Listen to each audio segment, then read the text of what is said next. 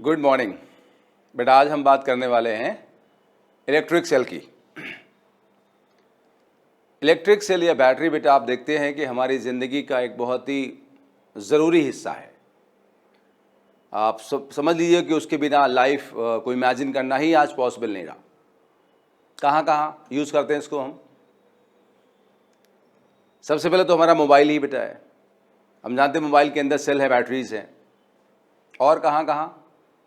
घर में हमारे इन्वर्टर है, कार में बैटरी है बेटा।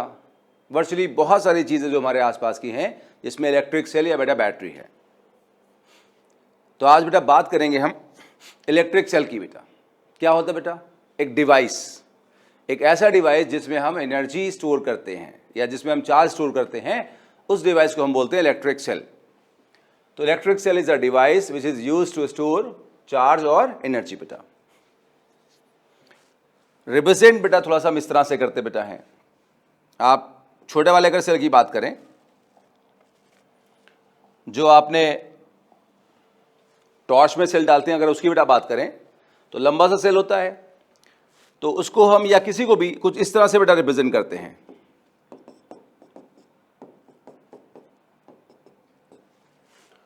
तो सेल के अंदर हम कहते हैं दो चीजें होती भाई। एक होता है ईएमएफ, ईएमएफ आगे बात करेंगे अभी हम, और एक होता है इंटरनल रेजिस्टेंस। बेटा ईएमएफ का ये सिंबल है बेटा, इस तरह का ई बनाते हैं घुमा हुआ, और एक इंटरनल रेजिस्टेंस स्मॉल आर से लिखते हैं बेटा। और सेल के बाहर जो टिप होती है बेटा, इधर आगे पीछे बेटा, उसको हम बोलते हैं टर्मिनल्स बेटा। तो ये है बेटा हमारा इलेक्ट्रिक सेल का रिप्रेजेंटेशन, मतलब दिखाने का तरीका। अब रिप्रेजेंटेशन हम जानते हैं भाई कि हाइड्रोक्लोरिक एसिड को हम किससे लिखते हैं? HCl। अब HCl कोई हाइड्रोक्लोरिक एसिड थोड़ी है, वो तो रिप्रेजेंटेशन है, लिखने का तरीका है शॉर्ट में। तो ऐसे ये सेल को दिखाने का तरीका बेटा है। तो जो सेल हमने इस तरह दिखाया है, सेल का रिप्रेजेंटेशन है, ईएमएफ है, आर इंटरनल रेजिस्टेंस है, और ए और बी बेटा क्या है उसके हैं? टर्मिनल्स। अब बारी बारी से बात करते हैं ईएमएफ की, इंटरनल रेजिस्टेंस की और टर्मिनल पोटेंशियल डिफरेंस की। बेटा चलें आगे।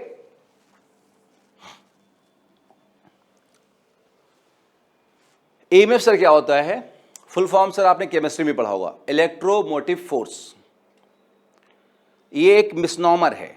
मिसनॉमर समझते हैं बेटा? नाम कुछ और है और उसका मीनिंग बेटा कुछ और है। जैसे मजाक के तौर पे अगर हम कहें भाई बंबई में कुछ सेठ लोग नाम होता है सेठ गरीब दास, तो सेठ गरीब दास, सेठ भी लगा है और गरीब भी लगा है, तो ये थोड़ा सा अजीब सा है। ये सिर्फ मजाक था, मजाक के तौर पे। तो ऐसे ही नाम कुछ और है लेकिन उसका मीनिंग बेटा कुछ और है। तो इलेक्ट्रोमोटिव फोर्स, फोर्स नहीं होता। पहले लोग ऐसा सोचते थे कि फोर्स होता है बैटरी के अंदर, लेकिन कोई फोर्स नहीं होता है। तो इलेक्ट्रोमोटिव फोर्स होता बेटा क्या है? डेफिनेशन बेटा क्या है इलेक्ट्रोमोटिव फोर्स की? कि अगर बैटरी एक क्लोज सर्किट बनाए, सपोज उस क्लोज सर्किट में एक यूनिट पॉजिटिव चार्ज को घुमाया जाए, उसको घुमाने में जितना वर्क डन होगा, उस वर्क डन को बेटा हम बोलते हैं EMF. Electromotive force is defined as the work done इन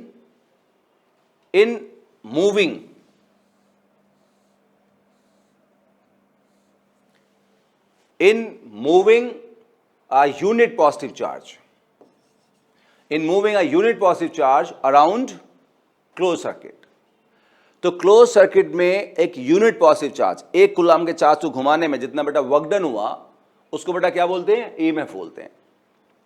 अगर आप याद करें बेटा, तो जब हमने पोटेंशियल पढ़ा था, तो आप याद करें पोटेंशियल की डेफिनेशन भी लगभग यही थी, work done upon charge, work done पर यूनिट चार्ज। तो EMF is basically a potential बेटा। EMF is basically a potential। EMF potential ही होता है बेटा है। अब EMF क्यों वर्ड यूज किया गया, क्या फर्क है पोटेंशियल से बेटा, वो थोड़ा सा हम बाद में डिस्कशन करेंगे बेटा। अभी फिलहाल EMF इज पोटेंशियल बेटा। बेसिकली वो EMF is electromotive force, force नहीं है, वो पोटेंशियल ही बेटा है, क्योंकि पोटेंशियल भी वर्क डन अपॉन चार्ज होता है, ये भी वर्क डन अपॉन चार्ज है बेटा। इसकी एक डेफिनेशन और भी है, पढ़ लेते हैं, अभी समझ नहीं आएगी, बाद में समझाऊंगा बेटा, है ना। बाद में आगे बढ़ेंगे तो समझ में आएगा बेटा, वहां पे एक पॉइंट लूंगा तब समझ में आएगा। इसकी एक डेफिनेशन और है, it is the terminal potential difference of the cell in open circuit. अब हमने अभी टर्मिनल पोटेंशियल डिफरेंस ही नहीं पढ़ा तो फिर समझ नहीं आएगा, तो इसको छोड़ देते हैं, एक बार और लेकिन पढ़ लेते हैं। It is the terminal potential difference of the cell in open circuit. हम इस पर लौट के आएंगे बेटा, ठीक। अच्छा, इंटरनल रेजिस्टेंस की बात कर रहे थे। सेल में दो चीजें हैं, एक ईएमएफ है और एक इंटरनल रेजिस्टेंस है। इंटरनल रेजिस्टेंस क्या होता है? सेल के अंदर केमिस्ट्री बेटा, देखिए केमिस्ट्री में पढ़ा होगा आपने, फिजिक्स में नहीं है कि अंदर क्या होता है, केमिस्ट्री में आपने पढ़ा होगा, प्राइमरी सेल सेकेंडरी सेल। तो सेल के अंदर बेटा प्लेट्स हैं, उसका सॉल्यूशन है, इलेक्ट्रोलाइट है, वो मिलके जो रेजिस्टेंस देते हैं उसको हम बोलते हैं बेटा इंटरनल रेजिस्टेंस। और इंटरनल रेजिस्टेंस बेटा किस पे डिपेंड करता है? कितना दूर इलेक्ट्रोड है, पास हैं, दूर हैं। दूर हैं तो आप जानते हैं रेजिस्टेंस ज्यादा होगा। और इस बात पर डिपेंड करता है कि इलेक्ट्रोलाइट कैसा है, सॉल्यूशन अंदर कैसा बेटा है, किस तरह का नेचर है उसका, कैसा टेम्परेचर है, कैसा कंसंट्रेशन बेटा है। चलिए पढ़ लेते हैं, मैंने समझा तो आपको दिया ही है। Internal resistance it is the resistance provided by the plates and solution of cell बेटा। प्लेट्स मतलब इलेक्ट्रोड्स वगैरह जो वहां पे हैं, सॉल्यूशन मतलब इलेक्ट्रोलाइट जो भी अंदर होगा हमारा। नाउ यहां पर it depends on nature, temperature and concentration of electrolyte बेटा, और दूसरा डिस्टेंस बिटवीन इलेक्ट्रोड्स बेटा। और भी फैक्टर पे डिपेंड करता होगा, दो लेकिन बहुत है बेटा। आप देखिए केमिस्ट्री में बेटा बी सेल पढ़ा और बेटा फिजिक्स पढ़ रहे हैं। केमिस्ट्री में पढ़ने का अंदाज बेटा अलग है, बेटा फिजिक्स में अलग है। फिजिक्स में बेटा हम किरचॉफ लॉ के पॉइंट ऑफ व्यू से बेटा पढ़ेंगे इसको, जो हमने किरचॉफ लॉस पढ़े बेटा हैं, हम उस पॉइंट ऑफ व्यू से बेटा पढ़ेंगे, वोल्टेज के पॉइंट ऑफ व्यू से पढ़ेंगे। और केमिस्ट्री में बेटा देखिए वो डिफरेंट पॉइंट ऑफ व्यू से हम लोग पढ़ते हैं, सेल कैसे बनता है, उसके अंदर क्या होता है, सो ऑन, वो सब यहाँ नहीं पढ़ा जाएगा। तो आप ये मत समझिए केमिस्ट्री में पढ़ लिया तो हो गया फिजिक्स, या फिजिक्स पढ़ लिया तो केमिस्ट्री हो गया। बिल्कुल पॉइंट ऑफ व्यू डिफरेंट बेटा है पढ़ने का। पढ़ना सेल ही है लेकिन अलग अलग चीज़ें पढ़ना है। वहाँ केमिकल व्यू पॉइंट है, यहाँ फिजिकल व्यू पॉइंट है, ठीक है ना। टर्मिनल पोटेंशियल डिफरेंस क्या होता है? जो सेल के टर्मिनल्स हैं बेटा उसके क्रॉस जो पोटेंशियल डिफरेंस होता है उसे बोलते हैं टर्मिनल पोटेंशियल डिफरेंस बेटा। इन दोनों पॉइंट पे जो होता है पोटेंशियल डिफरेंस बेटा उसे क्या बोलते हैं? Terminal potential difference. तो terminal potential difference is the potential difference across terminals of the cell बेटा। So simple.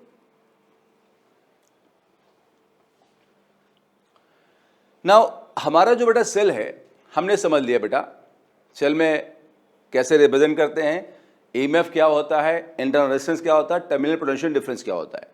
ना हमारे पास जो बड़ा सेल है, छोटा सा मान लो वो टॉर्च वाला जो बड़ा सेल है, उसको हम मल्टीपल वे में यूज कर सकते हैं। उसको हम डिस्चार्जिंग मोड में यूज कर सकते हैं। डिस्चार्जिंग मोड क्या हुआ?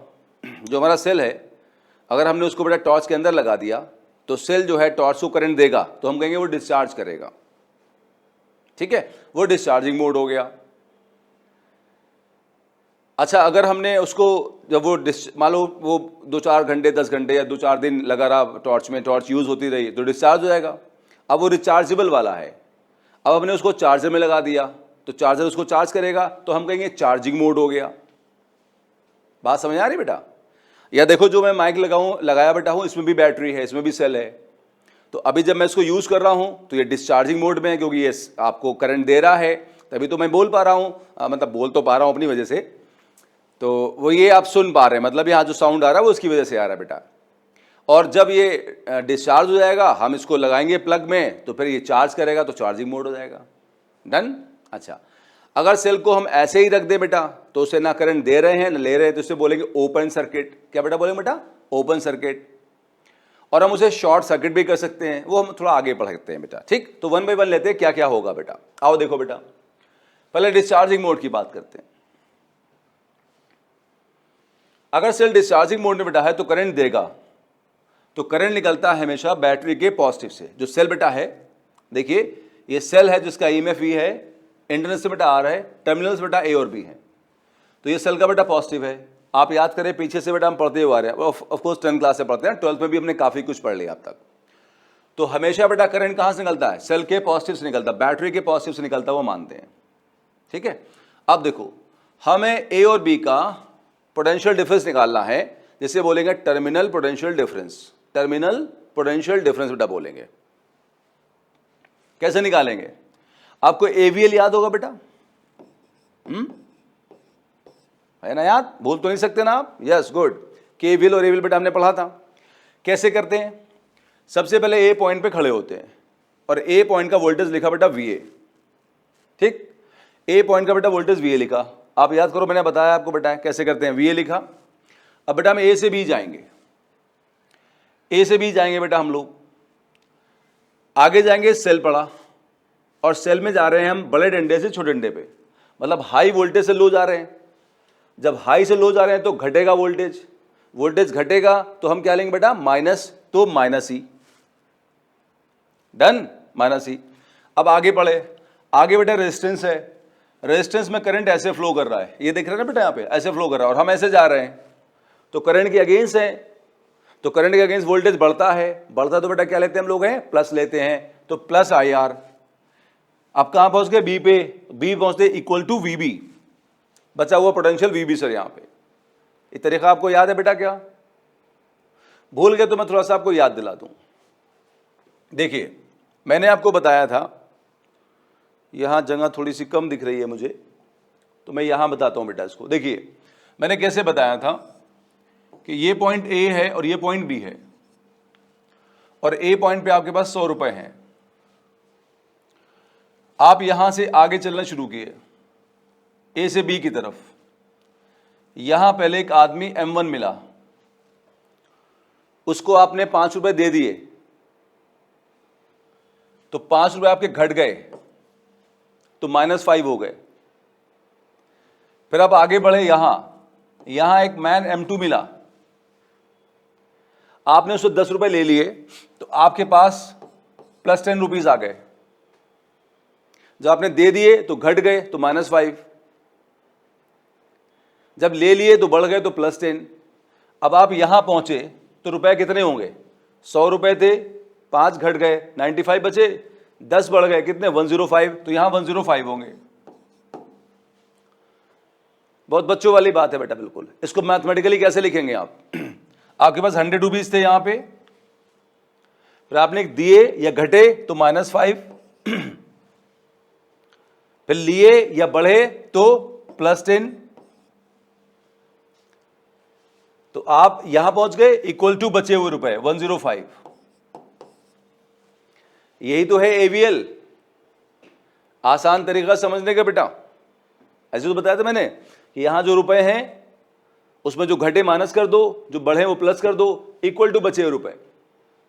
याद आया आपको, ऐसे ही बताया था बेटा। तो ये है एवीएल बेटा, अनीस वोल्टेज लॉ, याद आया आप, यस। तो यहां बेटा आप इसको ऐसे समझेंगे। अगले पे चलते हैं, मैं इसको रब कर देता हूं।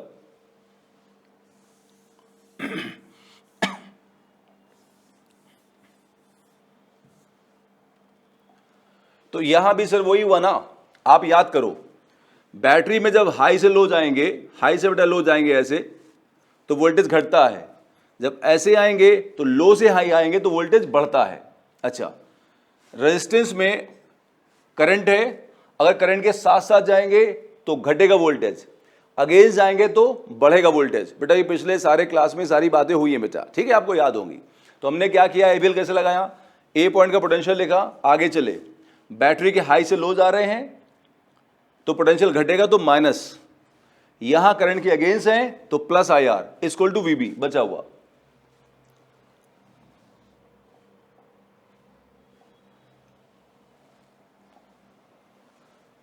नाउ इसको बेटा इधर ले आओ, तो ये वी ए माइनस वीबी जाएगा, इसको इधर लाओ तो प्लस, और आई इधर तो बेटा क्या होगा, माइनस आई आर बेटा। तो इसको हम वी बेटा बोल देंगे शॉर्ट में, इसको बेटा वी बेटा बोल देंगे हम लोग। वी कितना हुआ, ई माइनस आई आर। तो जो टर्मिनल पोटेंशियल डिफरेंस है बेटा, आप इसे वी बोल दें या वी ए बी बोल दें, कुछ भी बोल दें बेटा, ऐसे बोल सकते हैं। मैं थोड़ा सा फिर से लिख देता हूं इसको, वी ए बी कहते हैं बेटा आप इसको, V A B equal to E minus I R, या इसको आप सिंपल वी बोल दें, ई माइनस आई आर। तो ये बेटा हमारा क्या है, टर्मिनल पोटेंशियल डिफरेंस कितना बेटा बोलो है, ई माइनस आई आर। डन। तो डिस्चार्जिंग मोड में बैटरी के टर्मिनल्स के अक्रॉस जो पोटेंशियल होगा वो कहेंगे टर्मिनल पोटेंशियल डिफरेंस, उसकी वैल्यू होगी ई माइनस आई आर। आप देख रहे हैं ये वोल्टेज बेटा कितना है, ई माइनस आई आर है, ई माइनस आई आर है, तो ई में से कुछ माइनस हो रहा है, कितना बेटा माइनस हो रहा है, आई आर। इसका मतलब जो वी है, यहां लिख देता हूं बेटा, जो बेटा वी है बेटा वो ई से छोटा है, वी बेटा क्या बेटा है, ई से छोटा है। क्यों, क्योंकि कुछ वोल्टेज लॉस हो गया, कहां पर, इंटरनल रेजिस्टेंस में। तो डिस्चार्जिंग मोड में किसी भी सेल का जो टर्मिनल पोटेंशियल डिफरेंस है वो उसके ईएमएफ से छोटा होता है, क्योंकि कुछ बेटा वोल्टेज लॉस हो जाता है बेटा। कहां पे? इंटरनल रेजिस्टेंस में। जैसे आपके पास जो पेंसिल टॉर्च अगर है तो उसमें सेल नहीं होता छोटा वाला बेटा, या रिमोट में सेल होता है 1.5 वोल्ट का। तो 1.5 वोल्ट मान लो उसका ईएमएफ है, तो जब उसको हम मोबाइल कह रहा हूं, जब बेटा उसको रिमोट में हम यूज करेंगे तो वो क्या होगा, उसका जो वोल्टेज प्रोवाइड करेगा वो क्या होगा, आप बताओ? 1.5 वो प्रोवाइड करेगा या 1.5 से कम या ज्यादा? 1.5 से कम। क्यों? क्योंकि कुछ वोल्टेज इंटरनल रेजिस्टेंस में लॉस हो जाएगा बेटा। बोलो समझ में आई बात? यस। आगे बढ़ते हैं। मान लो सेल को हम चार्जिंग मोड में यूज कर रहे हैं, मतलब हमने सेल डिस्चार्ज हो गया लगे टॉर्च में, अब उसको हम चार्ज कर रहे हैं, चार्जर में लगा दिया। चार्जर में लगा दिया तो हम उसे करंट देंगे, तो करंट कहां जाएगा बेटा? पॉजिटिव से देंगे। ध्यान रखना, जब डिस्चार्जिंग मोड होगा तो ये करंट देगा पॉजिटिव से, और जब खुद को चार्ज कर रहा होगा तो पॉजिटिव से करंट लेगा, उसका रिवर्स प्रोसेस होगा। अब फिर से निकालते हैं टर्मिनल पोटेंशियल डिफरेंस बेटा। कैसे निकालेंगे? तो वही एवीएल लगाएंगे, पहले हमने वीए लिखा, आगे चले, बैटरी मिली तो हाई से लो जा रहे हैं बेटा, वोल्टेज मिला हाई से लो जा रहे हैं, बड़े से छोटे पे जा रहे हैं, तो वोल्टेज घट के बेटा क्या होगा? -E। फिर जब यहां पहुंचे, देखो बेटा ये यहां जब जा रहे हैं देखिए, तो हम करंट के साथ साथ बेटा हैं। जब बेटा यहां जाए तो बेटा हम करंट के साथ साथ हैं। करंट के साथ साथ क्या लेते हैं? माइनस लेते हैं, प्लस लेते हैं? माइनस। रेजिस्टेंस में अगर करंट के साथ साथ बेटा है तो -IR, यहां भी घटेगा -IR, इक्वल टू यहां पहुंचे इक्वल टू VB बेटा। हमने एवीएल लगा दिया, तो हमने VA लिखा, आगे बढ़े, हाई से लो जा रहे हैं बैटरी पे तो -E, फिर करंट के साथ साथ रेजिस्टेंस में तो -R इक्वल टू VB। चलो इसको इधर ले आओ बेटा, तो VA - VB, इसको इधर ले जाओ, +E + IR, तो V बेटा कितना हो गया? E + IR। अब जो टर्मिनल पोटेंशियल डिफरेंस बेटा है वो E + IR है, तो किससे ज्यादा बेटा है? E से ज्यादा होगा, कम होगा? ज्यादा होगा। V होगा E से ज्यादा, क्योंकि E + IR है। क्यों? क्योंकि बैटरी चार्ज ही तभी होगी जब उसको हम एक हाई वोल्टेज पर रखेंगे, वरना चार्ज ही नहीं होगी। कोई चीज चार्ज कब होती है? उसको हाई वोल्टेज पर रखते हैं बेटा हम लोग, उसको हाई वोल्टेज देते हैं, लो देंगे तो कैसे चार्ज हो जाएगा? बात कुछ समझ में आई बेटा यहां पे? यस। तो हमने देखा डिस्चार्जिंग मोड में कैसा होगा, चार्जिंग मोड में कैसा होगा। अब बेटा आगे बढ़ते हैं हम लोग हैं। मान लो बेटा हमारी बैटरी है ओपन सर्किट में। ओपन सर्किट का मतलब क्या? हम उससे कोई करंट नहीं ले रहे। आई कितना बेटा हो जाएगा? 0। कोई भी आई नहीं होगा यहां पे, आई की बेटा वैल्यू 0 होगी। ऐसे सेल रख दें, सेल रख दोगे ऐसे टेबल पे, तो उसमें कभी कोई करंट नहीं होगा। करंट नहीं होगा तो क्या होगा? V = E होगा। कैसे? आप देखो, चलो हम यही वाली इक्वेशन यूज कर लें, V = E - IR। अगर इसमें I 0 हो जाएगा तो बेटा V बताओ कितना हो जाएगा? E। V बेटा कितना हो जाएगा? E। तो यहां पर आप देखें बेटा V कितना हो गया? E हो गया। नाउ हमने अभी कुछ देर पहले डेफिनेशन देखी थी बेटा ईएमएफ की। अब मैं आपको याद दिलाना चाहूंगा, अभी चलेंगे पीछे हम लोग। ओपन सर्किट में करंट 0 हुआ और टर्मिनल पोटेंशियल डिफरेंस जो बेटा हुआ हमारा V, वो E के बराबर हुआ। वो हमने देख लिया कि I 0 है, पीछे क्वेश्चन देख लिया बेटा, I 0 है तो V = E हो गया। तो ईएमएफ क्या हो गया? टर्मिनल पोटेंशियल डिफरेंस हो गया। कब? जब I 0 है। कब? जब ओपन सर्किट है। तो ईएमएफ क्या हो गया? Terminal potential difference. Terminal potential difference of cell in open circuit. मतलब ये बेटा अगर हमारा सेल है, अभी कहीं ऐसे रखा है, कोई करंट नहीं ले रहा इससे, तो इसके टर्मिनल्स पे जो पोटेंशियल डिफरेंस है उसी को हम ईएमएफ कहते हैं बेटा। उसी को बेटा क्या बेटा बोलते हैं? ईएमएफ बोलते हैं। बात समझे बेटा? तो यहां पर वोल्टमीटर वर्ड सुना होगा आपने 10th क्लास में भी, अभी तो हमने नहीं पढ़ा। तो अगर हम एक वोल्टमीटर लगा दें ऐसा जो उससे करंट ड्रॉ ना करे, तो वोल्टमीटर जो उससे वोल्टेज मेजर करेगा बिना करंट को फ्लो कराए हुए, उस वोल्टेज को बोलेंगे ईएमएफ ऑफ सेल। आगे हम वोल्टमीटर पढ़ेंगे, पोटेंशियोमीटर पढ़ेंगे, तो हम पता करेंगे सेल का ईएमएफ कैसे बेटा निकालते हैं। फिलहाल एक आइडिया मिल गया कि ये सेल रखा हुआ है, कोई करंट ड्रॉ नहीं कर रहा है, यहां पोटेंशियल डिफरेंस होगा, उसे टर्मिनल पोटेंशियल डिफरेंस कहेंगे। ओपन सर्किट में है तो वो जो होगा terminal potential difference open circuit में, उसे क्या बेटा बोलेंगे? ईएमएफ बोलेंगे। आप याद करें, यही डेफिनेशन पीछे हमने लिखी हुई है। ये बेटा it is the terminal potential difference of the cell in open circuit. मेरा ख्याल से आपको बात समझ में आ गई होगी बेटा। ठीक है, हमने बात क्लियर कर दी। अब आगे बढ़ते हैं। अच्छा, अब मान लीजिए सेल को हमने शॉर्ट सर्किट कर दिया। शॉर्ट सर्किट क्या होता है? आपने हो सकता है शैतानी करी बचपन में शैतानी आपने, मैंने तो भाई करी है, नहीं करना चाहिए। लेकिन क्या करते थे हम लोग, एक सेल लिया हमने और उसके आगे पीछे बेटा हमने एक वायर लगा दिया, तो आपको याद होगा सेल हीटअप हो जाता है, गर्म हो जाता है, स्पार्किंग भी होती है, याद आया आपको? कुछ लोगों ने शैतानी करी होगी ऐसी। अच्छा, इससे नुकसान क्या है शैतानी से? अगर सेल ज़्यादा गर्म हो गया तो ब्लास्ट हो सकता है भाई, अंदर भाई केमिकल है ना, तो ख़राब हो सकता है वो। परेशानी हो सकती है बेटा। आपने सुना भी होगा कई बार मोबाइल चार्जिंग में लगाते हुए लोगों ने यूज़ किया, मोबाइल फट गया, बहुत सारे लोगों को तक उससे जो है परेशानी हो गई बेटा। ऐसा कभी नहीं करना चाहिए कि हम उसमें एक वायर लगाएं। लेकिन सपोज पढ़ाई करने के लिए अगर सेल में बेटा हमने यहाँ पे एक वायर लगा दिया सिंपल, तो उसे हम बोलते हैं शॉर्ट सर्किट। तो ये बेटा सेल हमारे पास है, इसके टर्मिनल के क्रॉस अगर हमने क्या किया, एक बेटा यहाँ पे वायर लगा दिया सिंपल, तो उसे हम बोलेंगे शॉर्ट सर्किट। अब देखना यहाँ पे, ये बेटा हमारे पास जो है सेल के टर्मिनल है, यहां बेटा सिंपल वायर लगा दिया। हम जानते हैं वायर के हर पॉइंट का पोटेंशियल सेम होता है, तो जो पोटेंशियल यहां होगा वही यहां बेटा सब पॉइंट बेटा पोटेंशियल होगा।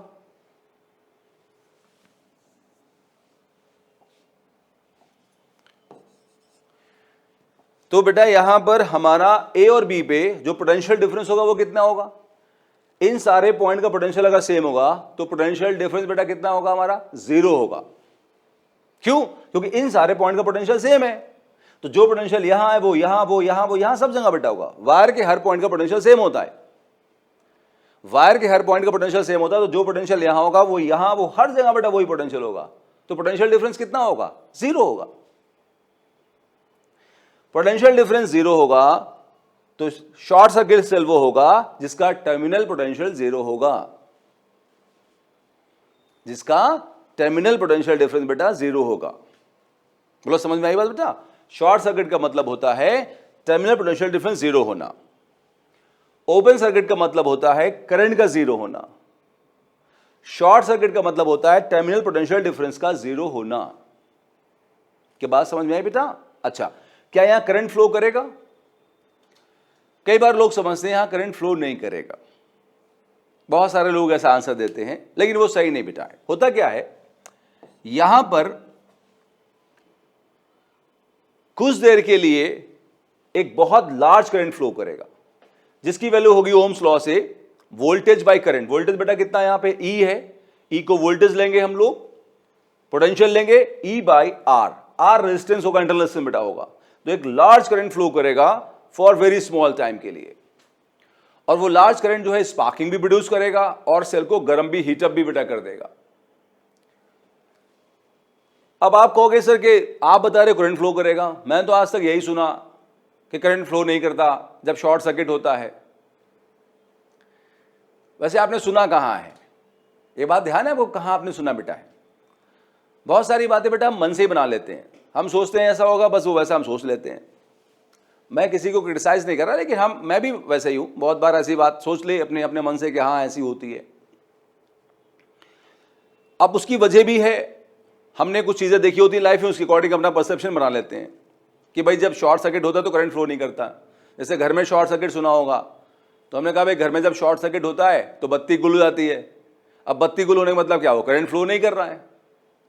एक्चुअली बेटा बस सिर्फ परसेप्शन का फर्क है, 100% क्लैरिटी का फर्क है। आइए 100% क्लैरिटी लेके आते हैं बेटा। देखो ये सेल बेटा हमारे पास है बेटा, सेल का काम क्या है? करंट प्रोवाइड करना, ठीक है। अब देखो इसको शॉर्ट सर्किट को भूल जाओ कुछ देर के लिए।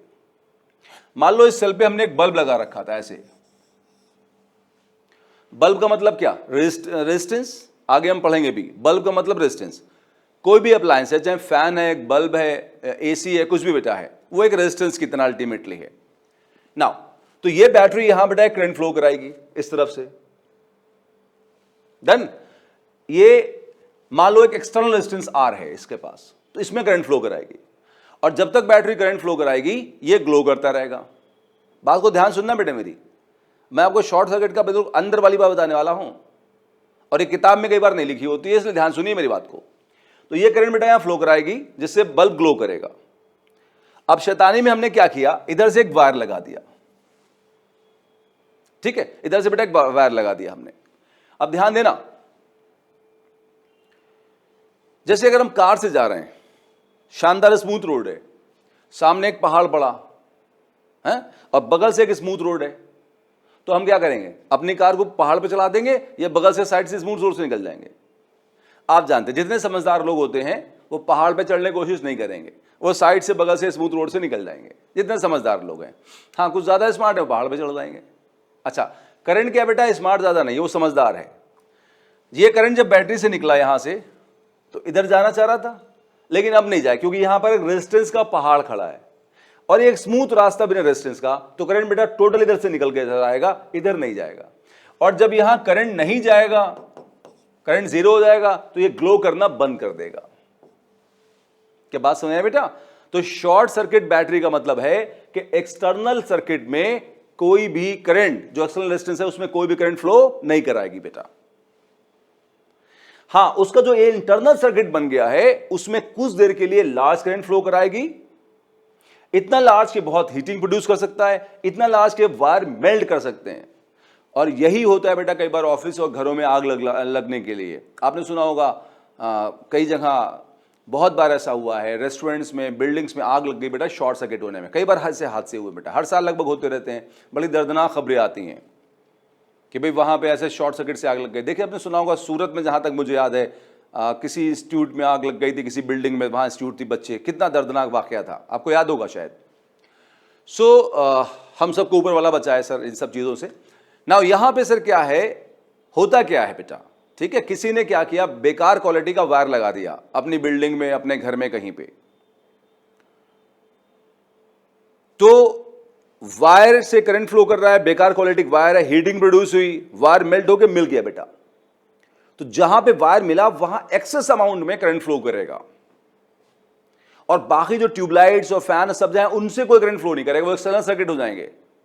और जब लार्ज अमाउंट में करंट फ्लो करेगा और ज्यादा हीट और ज्यादा प्रोड्यूस होगी, स्पार्किंग होगी, जिससे बेटा आग लग जाती है। और यही यहां पर हो सकता है बेटा जो हम ऐसा करते हैं, इसलिए ऐसा कभी नहीं करना, भूल से भी नहीं करना बेटा, धोखे से भी नहीं, भूल से, शैतानी कभी नहीं करना ऐसी बेटा, ठीक है। तो ये यहां से बेटा फ्लो करेगा, इसमें नहीं करेगा, इसे हम कहते हैं short circuit cell.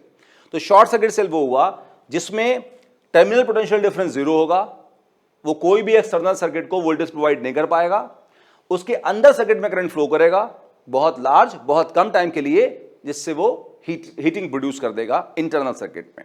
Is it clear बेटा? तो हमने शॉर्ट सर्किट समझ लिया पूरा, अब आगे बढ़ते हैं। अब ये इंपॉर्टेंट थ्योरी है बेटा, एक डेरिवेशन भी है कि अगर हम सेल को एक्सटर्नल रेजिस्टेंस से लगा दें तो कितना सेल पावर प्रोवाइड करेगा बेटा। अगर सेल को एक्सटर्नल रेजिस्टेंस से लगा दें तो कितना पावर प्रोवाइड करेगा, आइए देखते हैं बेटा। है हम निकालने वाले हैं cell connected to external resistance, बेटा कितना पावर प्रोवाइड करेगा। तो ये तो बोर्ड के पॉइंट ऑफ व्यू से, let a cell of EMF E internal resistance small R is connected to external resistance capital R. चलिए देखिए, एक सेल बेटा जिसका ईएमएफ कितना है ई, इंटरनल रेजिस्टेंस बेटा कितना है स्मॉल आर, को हमने एक एक्सटर्नल रेजिस्टेंस कैपिटल आर पे लगा दिया। ये दोनों पॉइंट बेटा सेल के टर्मिनल्स हो गए। नाउ ये सेल जो बेटा है यहां पे करंट फ्लो कराएगा। करंट बेटा हम कैसे निकाल सकते हैं, दो तरीके से, या तो हम किरचॉफ वोल्टेज लॉ लगा दें या ओम्स लॉ लगा दें। पिछले बेटा क्लासेस में हमने पढ़ा कि ओम्स लॉ से चीजें आसान हो जाती हैं अगर वो लग सकता है तो। किरचॉफ लॉ थोड़ा सा एक दो लाइन ज्यादा लगती हैं, तो हम यहां ओम्स लॉ लगाने वाले हैं। ओम्स लॉ बेटा क्या होता है, I equal to V by R, तो हम कहेंगे net V net voltage upon R net resistance. बेटा इस सर्किट में नेट वोल्टेज बैटरी का ईएमएफ है, इस सर्किट में नेट वोल्टेज बैटरी का सिर्फ ईएमएफ है, तो वी नेट ई के बराबर है, ईएमएफ ई के बराबर है। अगर बेटा हम इस सर्किट में घूमे तो आप देखेंगे रेजिस्टेंस बेटा एक के बाद एक आ रहे हैं, कैपिटल आर और small R. Capital R external resistance है, स्मॉल आर हमारा इंटरनल रेजिस्टेंस है, ये सर एक के बाद एक आ रहे हैं, तो बताओ किसमें होंगे, सीरीज में। तो सीरीज में नेट रेजिस्टेंस कितना होगा, आर प्लस आर, तो इतना करंट बेटा फ्लो करेगा। Done, yes. अब देखिए जो पावर होगा बेटा वो क्या होगा, पावर के आपने 3 फॉर्मूले बेटा पढ़े हुए हैं, फिलहाल हम यूज करेंगे पावर का फॉर्मूला आई स्क्वायर आर बेटा यूज करेंगे, पावर का बेटा फॉर्मूला यूज करेंगे आई स्क्वायर आर। पावर के 2 फॉर्मूले बेटा और होते हैं, 10th क्लास से पढ़ते आ रहे हैं, P equal to V I और P equal to V square by R. कौन सा फॉर्मूला कब लेंगे इसको बेटा हम लास्ट में एक टॉपिक पढ़ेंगे, हीटिंग इफेक्ट्स ऑफ करंट, तो वहां पे बेटा हम लोग डिटेल में डिस्कस करेंगे इसको कि हम पावर का फॉर्मूला वी आई कब लेते हैं, वी स्क्वायर बाई आर कब लेते हैं और आई स्क्वायर आर कब लेते हैं बेटा। तो इसको बात के लिए छोड़ देते हैं, फिलहाल अभी टॉपिक हमारा कुछ और है, हम सेल के बारे में पढ़ रहे हैं, तो हम अपने आप को यहीं फोकस रखते बेटा हैं, ठीक है। तो अभी बेटा यहीं फोकस रखते हैं, हम उसकी बातें बाद में कर लेंगे, फिलहाल आप ये समझ लें फॉर्मूला बेटा क्या यूज करेंगे, आई स्क्वायर आर। अब एक बात समझिए, ये सेल जो बेटा है वो पावर प्रोवाइड करेगा, इतना हमको आइडिया है कि सेल के पास एनर्जी है, एनर्जी मतलब पावर है, सेल एनर्जी प्रोवाइड करेगा। ध्यान से बेटा सुनना मेरी बात को, ये सेल जो बेटा एनर्जी प्रोवाइड करेगा, कहां प्रोवाइड करेगा, किसी रेजिस्टेंस को प्रोवाइड करेगा। एनर्जी या पावर आप जानते हैं भाई बंधु हैं, पावर क्या होता है, एनर्जी अपॉन टाइम, तो टाइम का फैक्टर हटा दें तो दोनों चीजें सेम ही है। तो जो सेल है वो एनर्जी या पावर प्रोवाइड करेगा, किसको, रेजिस्टेंस को। रेजिस्टेंस यहां 2 हैं, कौन कौन, स्मॉल आर और कैपिटल आर, इंटरनल और एक्सटर्नल। आप क्या चाहोगे कि जो एनर्जी है वो इंटरनल के पास जाए या एक्सटर्नल के पास जाए।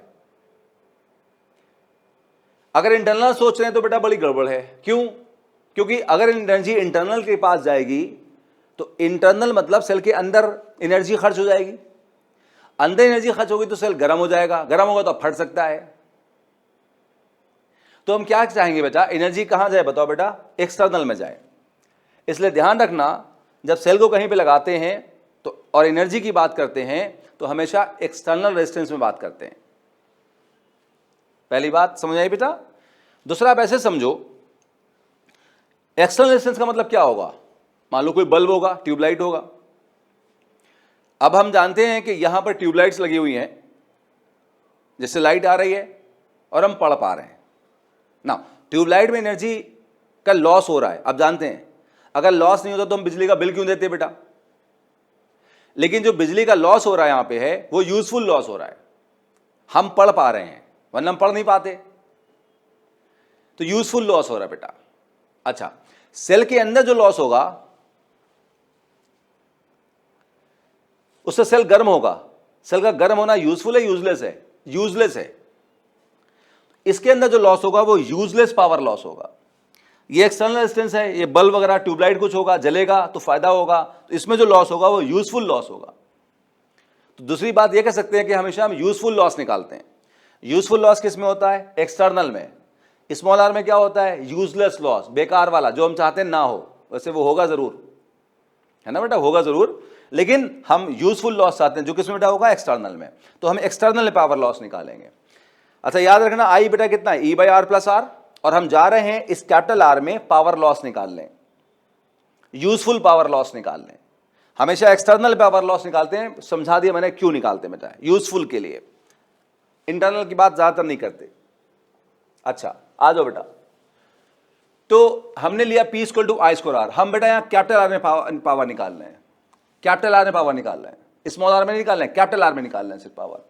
नाउ आई कितना था, E by capital R plus small R का square into capital R, square कर दो बेटा, E स्क्वायर, ये वाला आर, ये आर प्लस आर का होल स्क्वायर।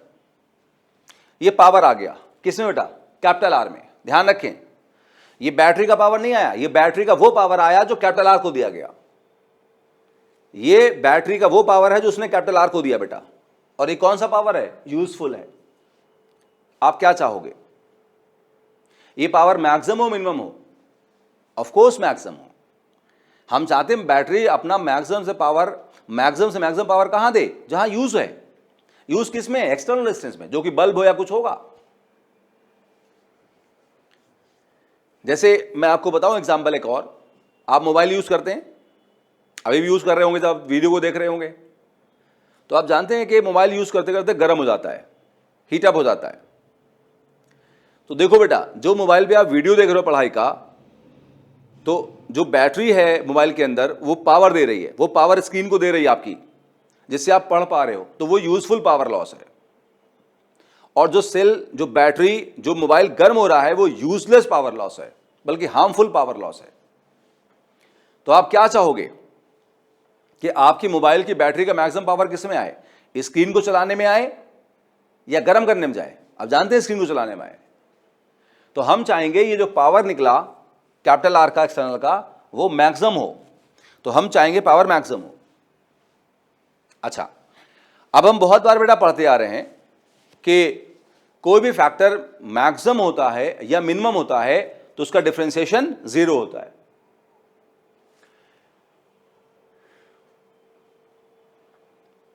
तो अगर ये पावर बेटा मैक्सिमम है तो उसका डिफरेंशिएशन 0 होगा बेटा। तो dp बाई dr बेटा कितना होगा? 0 बेटा होगा। चलिए इसको डिफरेंशिएट कर देते हैं बेटा हम लोग। पावर मैक्सिमम होगा तो हम पावर को डिफरेंशिएट कर देते हैं। अब देखो बेटा, यहां पर इस पावर को हम डिफरेंशिएट करने वाले हैं। क्यों? क्योंकि पावर मैक्सिमम है। ये तरीका बेटा मैथमेटिकल तरीका है जो मैंने आपको 11th क्लास में बताया था, 12th में भी शायद कहीं बताया होगा, मे बी, मुझे याद नहीं कहां बताया, लेकिन बताया होगा। 11th में तो कई बार हम क्वेश्चन करते हैं इस पर सॉल्व। ये 12th की मैथ्स में पढ़ते हैं, एप्लीकेशन ऑफ डेरिवेटिव में बेटा। एप्लीकेशन ऑफ डेरिवेटिव चैप्टर है मैथ्स में, जिसमें मैक्सिमम मिनिमम आता है, वहां बेटा इसको पढ़ते हैं। तो यहां पर ये पावर हम चाहते हैं मैक्सिमम हो। तो पावर मैक्सिमम तब होगा जब उसका डिफरेंशिएशन जो है बेटा 0 होगा। इतना समझ आया बेटा? गुड। आगे सुनो बेटा, अब इसको हम डिफरेंशिएट करेंगे। कैसे करेंगे उसके लिए मैं थोड़ा सा फॉर्मूला याद दिला दूं। तो मैं थोड़ा सा आगे देखता हूं, स्पेस अगर है तो। हाँ, यहां बेटा स्पेस है हमारे पास में, मैं यहां पे बताता हूं। देखो, जैसे अगर हम डिफरेंशिएट कर रहे हैं d by D X U upon V को, क्वेश्चन रूल बेटा बताने जा रहा हूं मैं, आप में भी भूल गए होंगे तो मैं बताने जा रहा हूं बेटा आपको। क्वेश्चन रूल को कैसे लगाते हैं वो देखो बेटा। इसमें सबसे पहले क्या करते हैं, न्यूमरेटर u है, डिनोमिनेटर बेटा v है, और हम इसे डिफरेंशिएट करना चाहते हैं बेटा। तो इसको क्या करते हैं, पहले v को एज इट इज लिखते हैं हम, और हम u को डिफरेंशिएट करते हैं, du बाई dx करते हैं। फिर माइनस साइन लगाते हैं, फिर u को एज इट इज लिखते हैं, और हम v को डिफरेंशिएट करते हैं। एक तरीका याद करना पड़ेगा आपको। और अपॉन में हम v स्क्वायर कर देते हैं।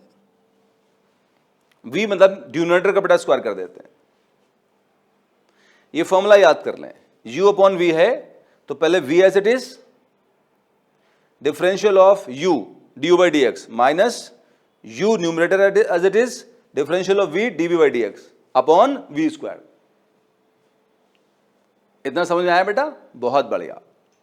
अब वापस आ जाओ, डिफरेंशिएट करो। देखो, इसको आप u मानो, इसको आप v मानो। तो पहले हमने v को एज इट इज लिखा, u को डिफरेंशिएट किया, माइनस साइन लगाया, u को एज इट इज लिखा, और हमने v मतलब नीचे वाले को डिफरेंशिएट किया बेटा।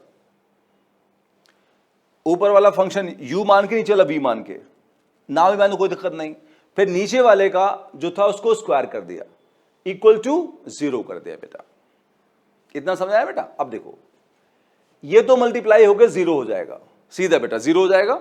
अब इस पे ध्यान लगाओ, यहां देखो, ये एज इट इज रहेगा, इसे डिफरेंशिएट करें। ई स्क्वायर कांस्टेंट है, आर वेरिएबल है।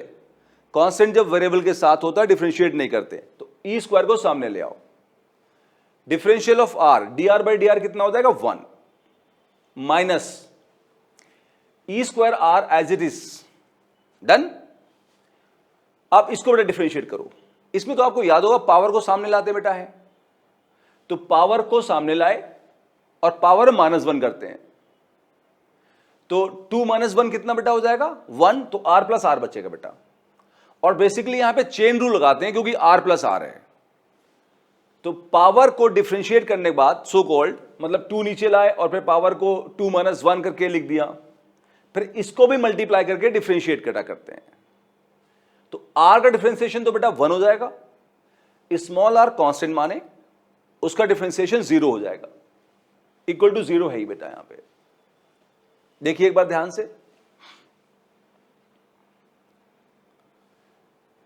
अब आगे सॉल्व करते हैं। देखिए बेटा ये r प्लस आर यहां से बेटा ये हमने बेटा कॉमन ले लिया, और बेटा हमने यहां से ई स्क्वायर भी कॉमन ले लिया।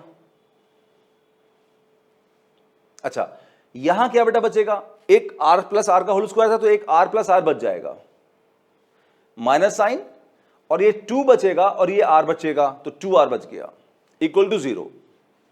नाउ अब या तो ये 0 होगा ना, ये 0 नहीं हो सकता।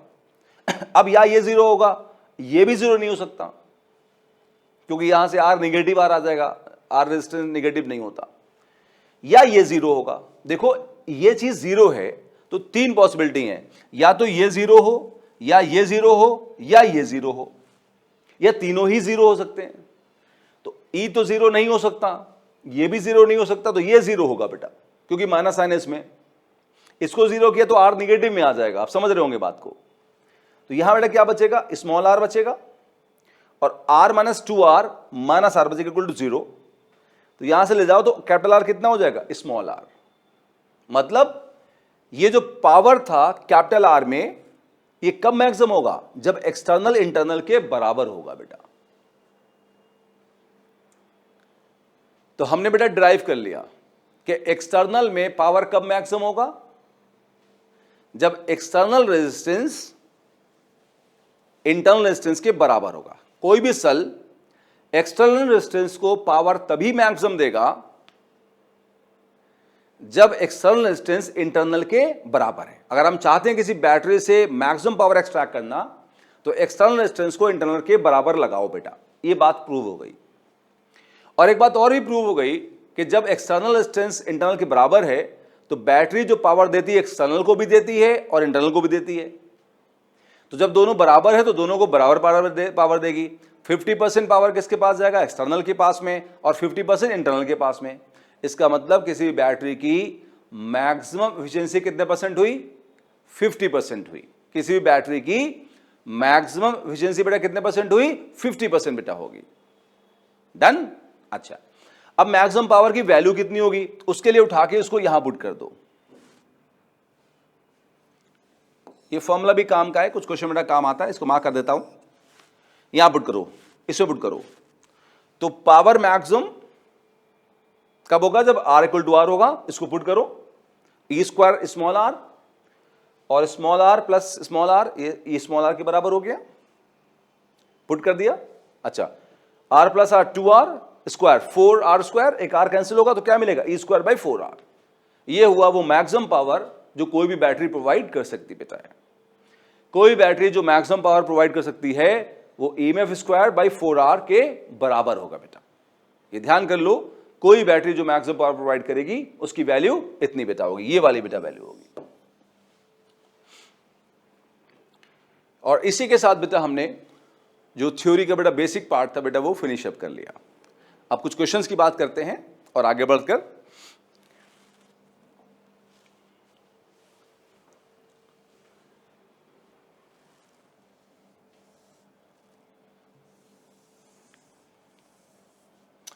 एक बार क्वेश्चन पढ़िए, जब तक मैं पानी पी लेता हूं।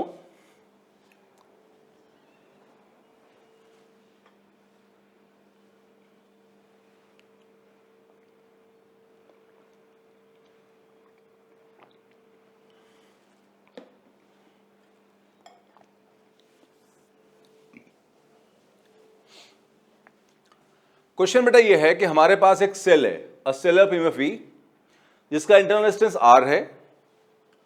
उसको हमने एक एक्सटर्नल रेजिस्टेंस R में कनेक्ट किया। तो हमें ग्राफ बनाना बेटा है, किसके बीच में, टर्मिनल पोटेंशियल डिफरेंस V और करंट I के बीच में, टर्मिनल पोटेंशियल डिफरेंस V और रेजिस्टेंस R के बीच में, current I and resistance capital R के बीच में। क्वेश्चन पढ़ते हैं बेटा एक बार आराम से, फिर बात करते हैं। A cell of EMF E, internal resistance small r is connected to external resistance capital R। Draw the graph between, पहला है terminal potential difference V and current I, दूसरा है terminal potential difference V and resistance capital R, और तीसरा है current I and resistance capital R बेटा। तो ये बेटा हमें ग्राफ बनाना है बेटा। चलिए कोशिश करते हैं। एक्चुअली 2-3 क्वेश्चन को बेटा मैंने कंबाइन कर दिया बेटा है एक साथ, तो सारी चीजें कवर अप हो जाएंगी, ग्राफ वाली सारी एक साथ आ जाएंगी। देखिए जो सेल है बेटा हमारे पास EMF E का, और उसका बेटा इंटरनल रेजिस्टेंस बेटा R है, उसको हमने कैपिटल R पे कनेक्ट कर दिया। तो मान लेते हैं यहां से करंट I फ्लो कर रहा है, हम पहले निकाल चुके हैं लेकिन फिर से निकाल लेते हैं। ओम्स लॉ लगाते हैं। ओम्स लॉ क्या कहता है? I इक्वल टू V/R, तो net voltage by net resistance. Net voltage यहां बैटरी का EMF है E, और रेजिस्टेंस बेटा 2 है, दोनों एक के बाद एक सीरीज में है, तो R प्लस R। दोनों एक के बाद एक है, सीरीज में है, तो बेटा R plus R। Done, current आ गया। अच्छा, टर्मिनल पोटेंशियल डिफरेंस बेटा जो होगा बेटा वो इन दोनों पॉइंट के बीच का पोटेंशियल डिफरेंस होगा। इन दोनों पॉइंट के बीच का पोटेंशियल डिफरेंस हम दो तरीके से निकाल सकते हैं, एक इस रास्ते से, एक इस रास्ते से। चाहे कोई भी रास्ता लें, हम यूज करेंगे AVL। अब देखो ये करंट बेटा ऐसे फ्लो कर रहा है, तो अगर हम इस रास्ते पर जाएं, ये मानते हो कि सेल डिस्चार्जिंग मोड में, क्योंकि करंट दे रहा है बेटा, जब रेजिस्टेंस R लगा होगा तो करंट हमेशा देगा बेटा। तो जो टर्मिनल पोटेंशियल डिफरेंस होगा V, वो होगा E माइनस IR। इस बार मैंने ड्राइव नहीं किया, मैंने इसको डायरेक्ट लिख दिया। क्यों? क्योंकि हम पीछे ड्राइव कर चुके हैं। कहां चलते पीछे?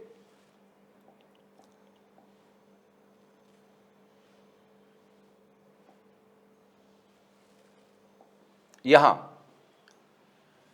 जब सेल डिस्चार्जिंग मोड में था, करंट बेटा पॉजिटिव से निकल रहा था, तो हमने ड्राइव किया था सब कि terminal potential difference E minus IR होगा।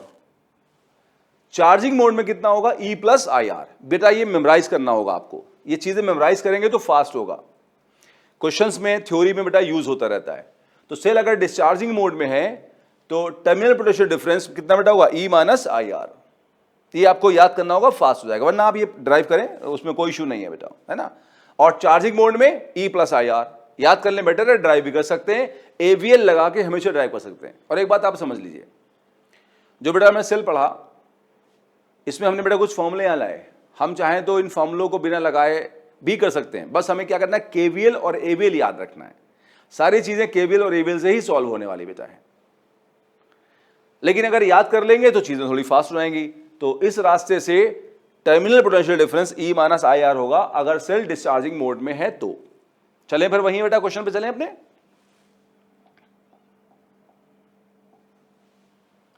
नाउ ये बेटा हमने समझ लिया। अब देखिए, अगर हम इस रास्ते से आए तो इस रास्ते पर रेजिस्टेंस पड़ा है बेटा। आप देख सकते हैं कि इस रेजिस्टेंस में जो पोटेंशियल डिफरेंस होगा कितना होगा? I इंटू R होगा।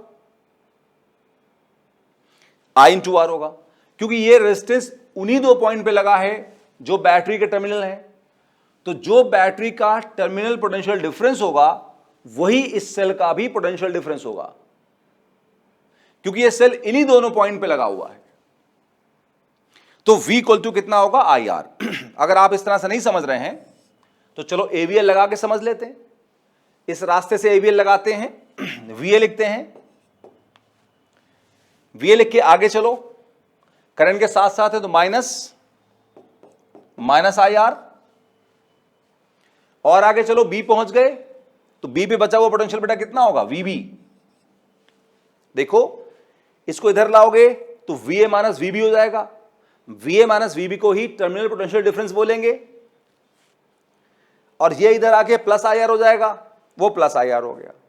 तो आप जैसे बेटा कर लो बात, है ना, या तो सीधे कह दो कि ये दोनों पॉइंट टर्मिनल्स हैं, टर्मिनल्स के पोटेंशियल डिफरेंस, टर्मिनल के पोटेंशियल को टर्मिनल पोटेंशियल डिफरेंस कहेंगे, और ये रेजिस्टेंस R भी इन्हीं दोनों पॉइंट पे लगा है। तो जो बैटरी का टर्मिनल पोटेंशियल डिफरेंस होगा वही इस सेल का, इस रेजिस्टेंस का भी पोटेंशियल डिफरेंस होगा। अच्छा, I कितना बेटा? E by R plus R। तो पुट कर दिया E by R plus R into R। तो टर्मिनल पोटेंशियल डिफरेंस की एक वैल्यू और मिल गई in terms of capital R। ठीक, तो हमने टर्मिनल पोटेंशियल डिफरेंस को एक I के टर्म में निकाल लिया और दूसरा फॉर्मूला हमने R के टर्म्स में निकाल लिया। क्यों? क्योंकि हमें ग्राफ के लिए जरूरत पड़ने वाली है। तो ये 3 फॉर्मूले बेटा यूज करेंगे क्वेश्चन को सॉल्व करने के लिए। नाउ पहला बेटा क्वेश्चन क्या है कि हमें v और i के बीच का ग्राफ बनाना है। तो शुरू करें बेटा। हमारे पास इक्वेशन क्या है, v equal to e minus I R. Done. इसको लिख सकते हैं v इक्वल टू, इसको इधर लाइए, माइनस r को ले लिया पहले, माइनस r इंटू आई प्लस e। अब अगर हमें v और i के बीच में बनाना बेटा ग्राफ है तो इसमें स्मॉल r और कैपिटल E कांस्टेंट होना चाहिए, जो कि कांस्टेंट है। किसी बैटरी का EMF और उसका इंटरनल रेजिस्टेंस कांस्टेंट होगा। एक पर्टिकुलर सेल का या बैटरी का EMF और इंटरनल रेजिस्टेंस कांस्टेंट माना जाएगा।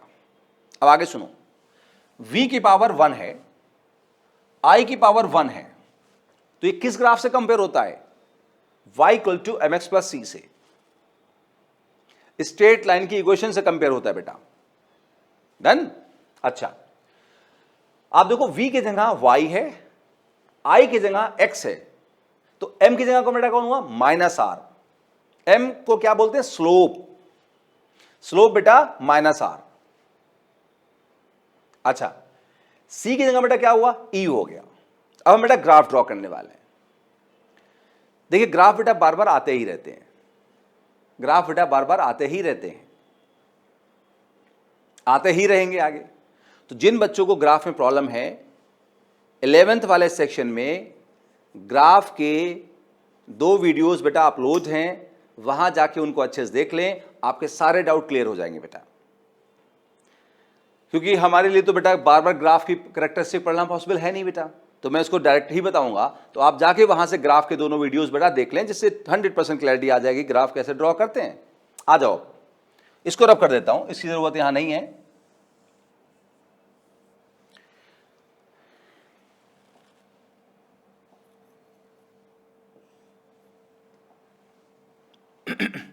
अब देखिए आगे देखिए बेटा, यहां पर हमारे पास स्लोप कितना है, माइनस r। स्लोप निगेटिव है। हमें पता है बेटा अगर स्लोप पॉजिटिव होता है तो लाइन होती है फर्स्ट एंड थर्ड क्वाड्रेंट में। हमने वोल्टेज को y एक्सिस पर रखा, करंट को x एक्सिस पर रखा। ये first quadrant, second quadrant, third quadrant, fourth quadrant. अगर स्लोप पॉजिटिव होता है तो लाइन होती है फर्स्ट एंड थर्ड क्वाड्रेंट में। स्लोप तो निगेटिव है तो लाइन होगी सेकंड फोर्थ क्वाड्रेंट में। अगर लंबा खींचे तो, ज्यादा लंबा नहीं खींचना है, अगर खींचे तो सेकंड और फोर्थ में होगी। पहली बात। सी को बेटा क्या बोलते हैं, intercept on Y axis. Intercept on Y axis, intercept positive है तो लाइन वाई एक्सिस को ऊपर कट करेगी बेटा। तो ये ग्राफ सर ऐसा बना, सेकंड फोर्थ क्वाड्रेंट में ऊपर की तरफ। इधर लंबा नहीं बनाना, इधर लंबा नहीं बनाना बेटा, बस ग्राफ यहां से यहां तक बनाना है आपको। क्यों? क्योंकि हम करंट को यहां निगेटिव नहीं मानेंगे। अगर हमने ग्राफ इधर ऊपर बना दिया तो ग्राफ लेफ्ट आ जाएगा, लेफ्ट आ जाएगा तो करंट निगेटिव हो जाएगा, निगेटिव नहीं मानेंगे बेटा। ठीक, पॉजिटिव वैल्यूज की बात करेंगे सिर्फ यहां पे, करंट और वोल्टेज की सिर्फ पॉजिटिव वैल्यूज की बात करेंगे तो ग्राफ यहां से यहां बनेगा। अब देखो ये बेटा पॉइंट जो होता है वो इंटरसेप्ट होता है, वो बेटा यहां पे ई के बराबर है। इतना समझ आया बेटा? अब आगे सुनो बेटा, स्लोप बेटा कितना है, माइनस r। माइनस समझ गया क्योंकि ये सेकंड फोर्थ क्वाड्रेंट में है। तो यहां से स्लोप की जो वैल्यू है, अगर वैल्यू की बात करें तो वो बेटा r होगी। तो इस ग्राफ, अगर सपोज हमें ग्राफ पूछा तो हमने बना दिया। अब ग्राफ से 2 बातें पूछ सकते हैं, ईएमएफ पूछ सकता है और आपसे रेजिस्टेंस पूछ सकता है, तो निकाल सकते हैं। अगर ये ग्राफ दे रखा बेटा है तो ये जो इंटरसेप्ट की बेटा वैल्यू होगी यहां पे v की, वो ईएमएफ के बराबर होगी। और सपोज करो अगर यहां पे ये पॉइंट पे करंट I0 दे रखा है तो जो रेजिस्टेंस होगा वो हम कैसे निकालेंगे, इसका स्लोप। स्लोप मतलब tan थीटा। tan थीटा कैसे निकलेगा, अगर एंगल को थीटा माना जाए तो tan थीटा होगा परपेंडिकुलर अपॉन बेस। परपेंडिकुलर कितना है, e। इसे e बोलेंगे, हाँ थोड़ा सा मैंने उसमें e अपॉन करंट कितना बेटा यहां पे I0, तो e बाय R0। अब वो ओम्स लॉ से देख लो, I equal to V by R से, तो R कितना होगा, V बाई I, तो E बाई I0 बेटा। तो ऐसे भी पूछ सकते हैं, ग्राफ देख के आपसे E और I0 पूछ सकते हैं, या जो ग्राफ तो पूछा ही गया बेटा हमसे। तो बेटा हमने पहला पार्ट कर लिया। क्या पार्ट कर लिया बेटा, V और I के बीच का ग्राफ बना लिया। आगे बढ़े। सेकेंड पार्ट क्या था, देख लेते क्वेश्चन क्या था बेटा हमारा, टर्मिनल पोटेंशियल डिफरेंस और रेजिस्टेंस के बीच का ग्राफ बनाओ। ठीक है, अब हम इस इक्वेशन को यूज नहीं करेंगे बेटा, अब हम बेटा इसको यूज करेंगे, क्योंकि हमें V और R के बीच में ग्राफ बनाना है। इसमें E कांस्टेंट होगा और फोर्स बैटरी के लिए, स्मॉल r कांस्टेंट होगा और फोर्स बैटरी के लिए। तो चलते हैं आगे बेटा, ग्राफ बनाने की कोशिश करते हैं। तो VIR ER by R plus R है। अब यहां पे पता नहीं चल रहा भाई ग्राफ कैसा होगा, क्यों? ग्राफ से हमने पढ़ा अगर y प्रोपोर्शनल टू x हो तो क्या बनता है, स्ट्रेट लाइन। अगर y proportional to x square हो तो क्या बनता है, पैराबोला। अगर y proportional to 1 by x हो तो क्या बनता है बेटा, हाइपरबोला। क्या किसी से मैच कर रहा है भाई, डायरेक्ट भी इनवर्स भी, क्या ग्राफ बनेगा? तो कोशिश करते हैं थोड़ा जगलिंग करने की और फिर बेटा ग्राफ बनाते हैं। देखो, आओ देखो बेटा, ध्यान दो बेटा, हमने इस इक्वेशन में ऊपर नीचे यहां r से मल्टीप्लाई डिवाइड कर दिया। क्यों किया अभी समझ में आपको आएगा, क्योंकि ग्राफ बेटा इस तरह से नहीं बनेगा, लॉजिक थोड़ा सा थॉट से बनेगा। तो हमने ऊपर नीचे यहां पे r से मल्टीप्लाई डिवाइड कर दिया, इसी इक्वेशन को यहां रखा, ऊपर नीचे r से मल्टीप्लाई डिवाइड कर दिया। ये r कैंसिल होगा तो ये बेटा e बचेगा। अच्छा, ये r को अंदर लेके जाओ, r बाई r कितना हो जाएगा, 1, स्मॉल r पे बेटा कैपिटल R हो जाएगा। डन। अब ये एक इक्वेशन आ गई। अब इसके थ्रू सोचते हैं, चलो हम लोग r को इंक्रीज करते हैं, लॉजिकली बेटा सोचेंगे। इंक्रीज करने से पहले मान लो ये बेटा 0 है, तो ये r यहां ये वाली इक्वेशन यूज करेंगे, r 0 है, तो r 0 है तो बेटा v भी कितना हो जाएगा, 0। तो ये पॉइंट होगा, इस पॉइंट पे r 0 होगा और v भी 0 होगा। तो बेटा हम ये वाली इक्वेशन यूज करेंगे, r को यहां 0 पुट करो, तो 0 इंटू समथिंग इज 0, तो ये 0 हो जाएगा बेटा। अब आगे सुनो, वापस आए, यहां r को इंक्रीज किया, अगर आप डिनोमिनेटर इंक्रीज करेंगे तो ये वैल्यू क्या करेगा बेटा, बोलो, डिक्रीज। तो ये पूरा बेटा क्या करेगा, यहां पे डिक्रीज करेगा।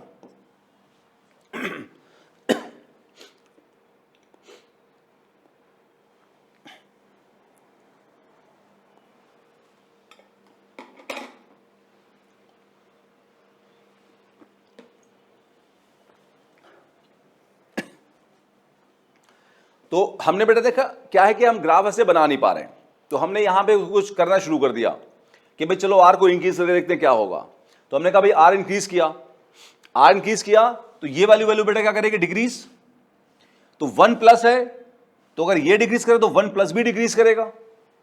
नाउ अब इस पूरे को देखो बेटा, इस पूरे का जो डिनोमिनेटर है ये पूरा, ये वो डिक्रीज कर रहा है, तो ओवरऑल वैल्यू बेटा क्या करेगी, ये इंक्रीज कर जाएगी। मतलब अगर ये इंक्रीज किया तो बेटा v क्या करेगा, इंक्रीज करेगा। तो हमने देखा बेटा कि r के इंक्रीज करने से ये डिक्रीज किया, तो ये भी डिक्रीज किया, तो ये क्या किया, इंक्रीज किया। तो v डायरेक्ट में है तो क्या करें बेटा, इंक्रीज किया। तो आप देखो बेटा इस ग्राफ पे अगर हम चलें तो राइट जा रहे हैं तो r बढ़ रहा है, ऊपर जा रहे हैं तो v बेटा क्या कर रहा है, बढ़ रहा है। r के साथ साथ बेटा v बढ़ रहा है। ग्राफ स्ट्रेट लाइन नहीं होगा, एक कर्व होगा। अब आगे देखो क्या होगा, r को बढ़ाते बढ़ाते मान लो बेटा हमने इनफाइनाइट कर दिया,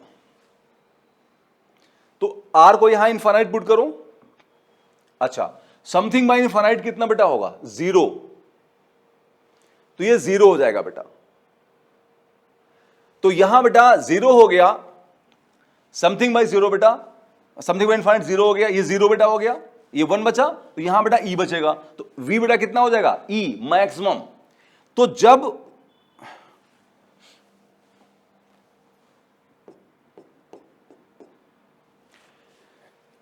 r इनफाइनाइट हो जाएगा, इधर बहुत दूर जाके r इनफाइनाइट हो जाएगा, उस टाइम v मैक्सिमम होगा और e के बराबर होगा बेटा, EMF के बराबर होगा। तो ये ग्राफ अप्रोक्सीमेट इस इक्वेशन को फॉलो कर रहा है बेटा, इसे लॉजिक से बनाया गया। समझ में आया? बहुत बढ़िया। नहीं आया कोई इशू नहीं बेटा, दोबारा फिर से आप सुने, जो बना मैंने बातें कही उनको दोबारा फिर से सुने, बड़ी आसान बातें, कोई टफ नहीं बेटा, ठीक है। तो ये आर बढ़ते बढ़ते इनफाइनाइट हो जाएगा इधर जाके, तो हमारा v मैक्सिमम e के बराबर होगा। v e से ज्यादा नहीं हो सकता, उसकी मैक्सिमम वैल्यू e के बराबर है बेटा, है ओपन सर्किट में जब होता है तब बेटा ऐसा होगा। थर्ड ग्राफ जो बेटा था वो किसके बीच में था? I और R के बीच में था। तो बहुत सिंपल बेटा है, E कांस्टेंट है, स्मॉल r कांस्टेंट है, तो आपको देखिए अप्रोक्सीमेटली I जो है R के इनवर्स में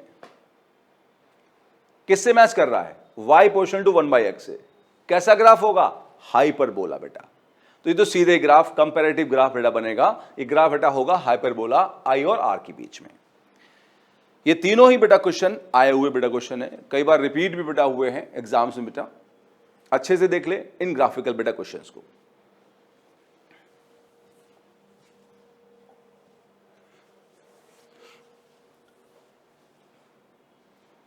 आइए बेटा कुछ क्वेश्चन और देखते हैं हम लोग हैं, पढ़ते हैं बेटा। पढ़ने वाला क्वेश्चन है अ सेल ऑफ 10 वोल्ट 2 ओम, मतलब उसका ईएमएफ कितना है? 10 वोल्ट है और इंडक्टेंस में बेटा कितना है? 2 ओम है। Is connected across some resistance, मतलब some external resistance. Find the current when power supplied by cell is maximum. क्या कह रहा है बेटा? एक सेल है, उसका ईएमएफ 10 वोल्ट है, इंटरनल रेजिस्टेंस 2 ओम है, उसको किसी रेजिस्टेंस पे लगा दिया। किस पे लगाया बताया नहीं, बस लगा दिया। तो बताना है करंट कितना होगा सेल के थ्रू अगर पावर मैक्सिमम दे रहा है सेल। तो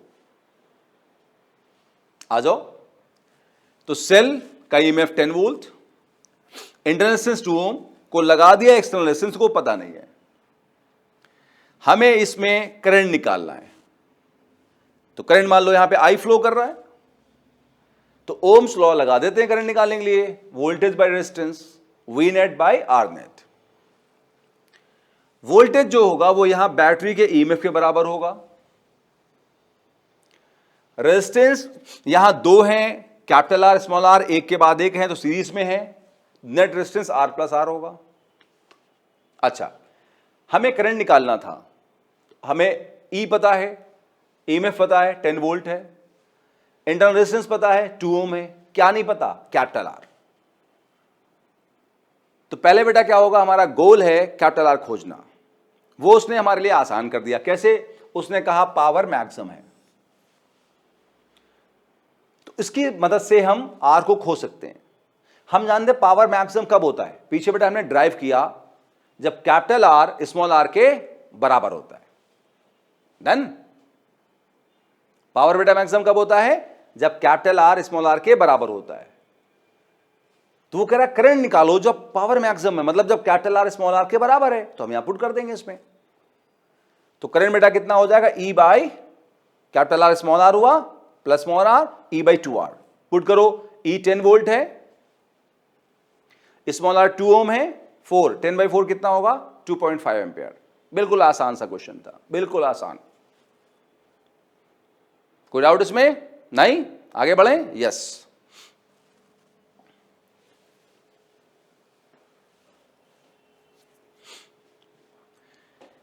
सर्किट है बेटा, इसमें बेटा 5 रेजिस्टेंस है, R 2R 2R 4R R, 5 resistance बेटा है। A और B बेटा पॉइंट पे यहां अटैच है ये सर्किट, जिसपे एक सेल लगा दिया गया, बैटरी लगा दी गई, ईएमएफ 10 वोल्ट की और रेजिस्टेंस इंटरनल 2 ओम की बेटा।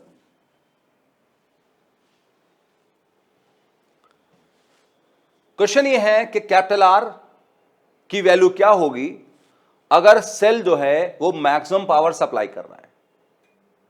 क्वेश्चन समझ आया बेटा कि कैपिटल R की वैल्यू क्या होगी अगर ये सेल मैक्सिमम पावर सप्लाई कर रहा है। तो क्वेश्चन पढ़ लेते हैं। In the given circuit find capital R if power supplied bye battery मतलब सेल इज मैक्सिमम। अब बहुत आसान बेटा क्वेश्चन है। कैसे आसान है? हमने ड्राइव किया, हमारा सेल मैक्सिमम पावर कब देता है बताएं आप? अब तो बहुत देर हो गई भाई। जब एक्सटर्नल रेजिस्टेंस इंटरनल के बराबर होता है। जब एक्सटर्नल रेजिस्टेंस इंटरनल के बराबर होता है तो पावर मैक्सिमम होता है।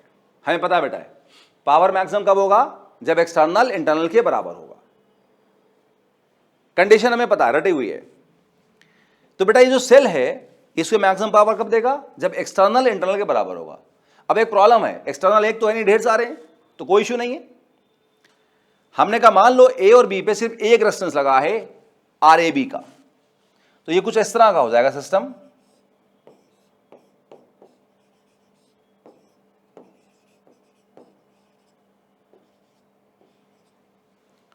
ये बेटा इस तरह का सिस्टम हो जाएगा भाई कि सारे हटा दो, एक लगा दो, कितने का, आर ए बी का। आर ए बी मतलब resistance across A and B. तो ये बैटरी इस आर ए बी को मैक्सिमम पावर कब देगी, जब ये आर ए बी इसके इंटरनल के बराबर होगा।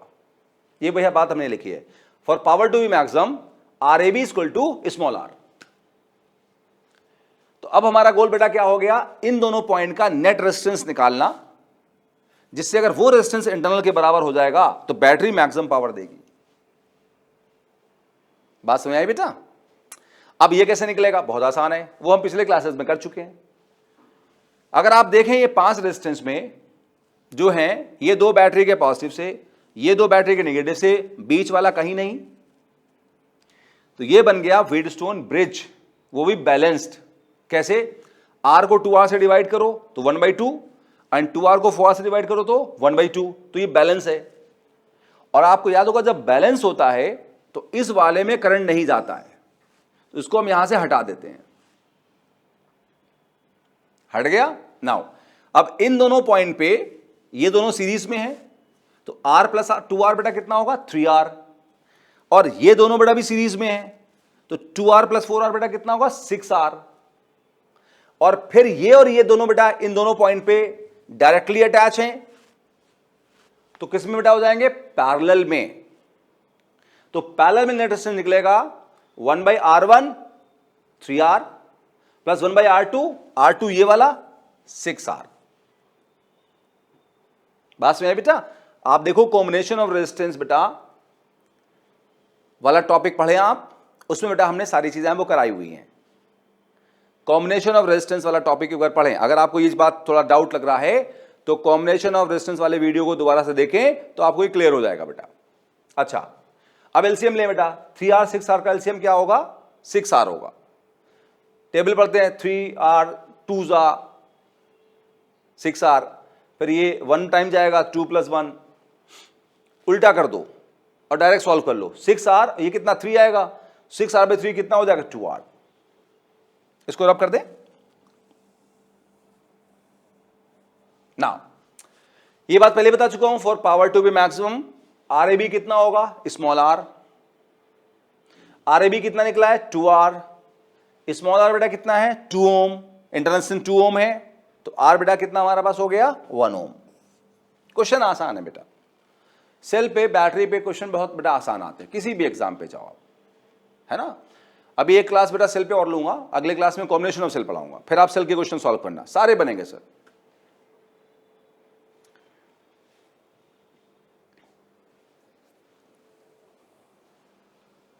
नाउ ये है सर आज का सेकेंड लास्ट क्वेश्चन, और फिर क्लास को खत्म करते हैं बेटा हम लोग। क्वेश्चन पढ़ के समझते बेटा, ठीक है। क्वेश्चन ये है, a cell when connected across 2 resistors R1 and R2 separately dissipate same power, find its internal resistance। क्या कह रहा है, समझाता हूं बेटा। करेक्ट सेल है, उसको पहले रेजिस्टेंस R1 से लगाया, कुछ पावर आया, फिर सेल उसी सेल को R2 रेजिस्टेंस से लगाया अलग से, साथ साथ नहीं अलग से, तो फिर कुछ पावर आया। दोनों पावर सेम है, अगर दोनों पावर सेम है तो बताओ, अगर दोनों पावर सेम है तो बताओ कि बेटा इंटरनल रेजिस्टेंस ऑफ सेल कितना होगा। फिर से सुनो, एक सेल है उसको पहले रेजिस्टेंस R1 से लगाया, फिर अलग से R2 से लगाया, दोनों बार पावर सेम आया, तो बताओ इंटरनल रेजिस्टेंस कितना होगा। क्वेश्चन समझ आया बेटा, यस। अब एक काम करते हैं, पीछे चलते हैं,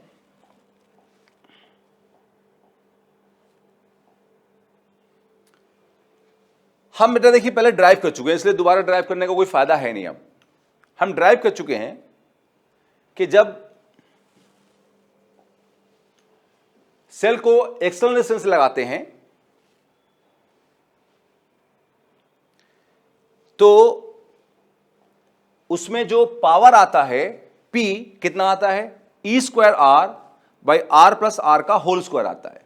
ये बेटा हम ड्राइव कर चुके हैं, तो इस फॉर्मूले को आप याद कर लो और चल के वहां अप्लाई कर देते हैं तो बहुत आसान हो जाएगा बेटा। फिर